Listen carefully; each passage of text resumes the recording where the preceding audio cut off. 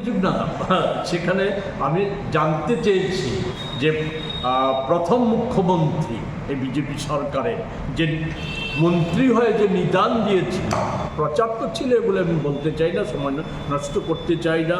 পূর্বেকার সরকারগুলি, একটা সরকার না, সমস্ত সরকারের যে পঞ্চায়েতে লুটপাট হেন তেন এগুলি যে প্রচার ছিল, সেগুলি নিয়ে আমি তর্কে বিতর্কে যেতে চাই না।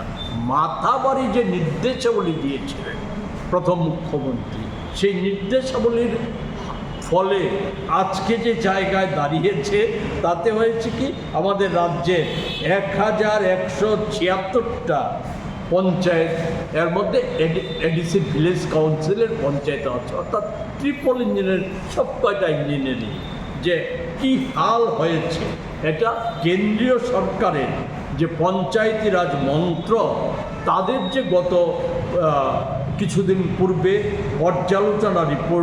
পর্যালোচনা সভা হয়েছে, সেই সভায় যে সমস্ত বিষয়গুলির উপর 9টা বিষয়কে তারা প্রাধান্য দিয়েছে, সব বিষয়ে 9টা বিষয়ে যে প্রাধান্য দিয়েছে, এতে ত্রিপুরার পঞ্চায়েতগুলির কী হাল এটা তুলে ধরার চেষ্টা করেছি। সে বিষয়গুলির মধ্যে আছে আপনার দারিদ্র্য দূরীকরণ কর্মসূচি ও উন্নত জীবনযাপন, সুস্বাস্থ্য, শিশুবান্ধব পরিবেশ, পর্যাপ্ত জলের ব্যবস্থা, পরিষ্কার পরিচ্ছন্নতা ও সবুজ পরিবেশ, স্বয়ংসম্পূর্ণ পরিকাঠামো, সামাজিক নিরাপত্তা, সুস্থ পরিচালন ব্যবস্থা, মহিলাদের স্বাস্থ্য বিষয়ক নানা ব্যবস্থা।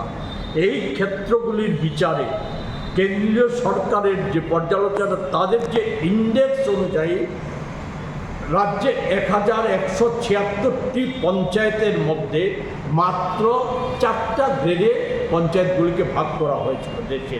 এর মধ্যে মাত্র 42টা পঞ্চায়েত এ গ্রেডে স্থান করে নিতে পেরেছে। 406টা পঞ্চায়েত আছে বি গ্রেডের তালিকা, 728টা পঞ্চায়েতই আছে সি এবং ডি গ্রেডের মাঝামাঝি জায়গা। তারাও ঠিক করতে পারছে না তাদেরকে স্থান কোথায় দেবে। এবং সার্বিক পঞ্চায়েতি কার্যকারিতার ইন্ডেক্সে ত্রিপুরার মার্কস হচ্ছে, স্কোরটা হচ্ছে 100-তে, ত্রিপুরার স্কোর হচ্ছে 21.5। সেখানে সিকিম আমাদের চাইতে অনেক বেশি এগিয়ে আছে, 42.59। দেশের সব রাজ্যের বিষয় আমি তুলে আজকে আপনাদের এখানে সময় নষ্ট করতে চাই না। আমি শুধু দুটো রাজ্যের উদাহরণ এখানে নিয়ে এসেছি। একটা হচ্ছে তামিলনাড়ু, সেটা হচ্ছে 60.24, দ্বিতীয় হচ্ছে কর্ণাটক 57.7। আমি আমার মূল প্রশ্নটা ছিল, একদিকে সুশাসন আর উন্নয়নের গল্প শুনতে শুনতে, প্রচার শুনতে শুনতে তো রাজ্যবাসীর কান ঝালাপালা হচ্ছে কিনা জানা নেই। আমাদের রাজ্যের মুখ্যমন্ত্রী থেকে শুরু করে সকল বিজেপির কার্যকর্তা, মন্ত্রী, নেতা সকলেই বলেন আমাদের সহ বিরোধীদের চোখে ছানি পড়েছে, এগুলি অপারেশন করা দরকার। এগুলি তো আমাদের চোখে দেখা নয়, তাদের যে প্রথম ইঞ্জিনের দেখা, তাদের চোখে কি ধরা পড়েছে। তো এতে প্রশ্ন ওঠাটা স্বাভাবিক, এই হাজার হাজার কোটি টাকা, এই যে গল্প বা সত্যি যাই হোক, এ যে কোথায় যাচ্ছে।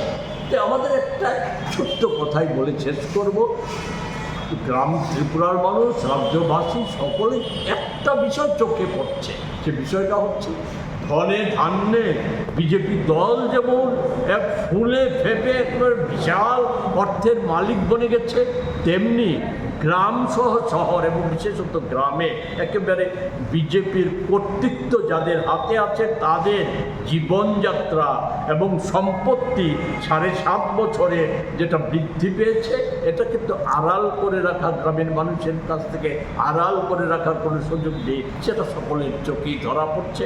এই বিষয়গুলি তুলে ধরে আমি আবেদন করেছি কংগ্রেস, কমিউনিস্ট, বিজেপি না, বিজেপি নির্বিশেষে যারা ত্রিপুরাকে ভালোবাসেন, ভারতবর্ষকে ভালোবাসেন, নিজেকে বা নিজ পরিবার বা ভবিষ্যৎ প্রজন্মের মঙ্গল চান, তাদের সকলেরই উচিত যে সমস্ত বিষয়গুলি বিবেচনা করে ঐক্যবদ্ধ হয়ে লুটপাটের যে রাজত্ব, এর বিরুদ্ধে রুখে দাঁড়ানোর জন্য সেই আবেদন।